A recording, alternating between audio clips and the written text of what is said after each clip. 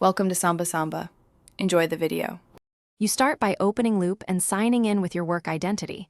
This links files and teams. Create a workspace for the project, then add a page so collaboration has structure. Once done, invite teammates by email or a Teams link to give immediate access.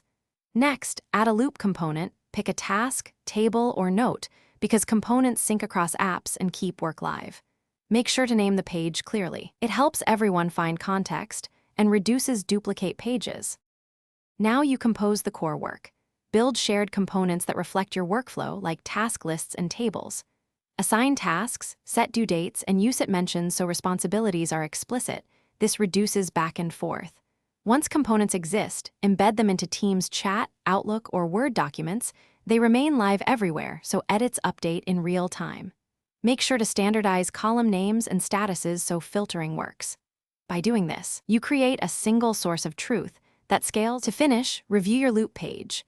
Mark completed tasks and lock or finalize content to prevent accidental edits. Export or copy the page to Word or OneNote when you need a static record, and confirm workspace permissions so only the right people can edit.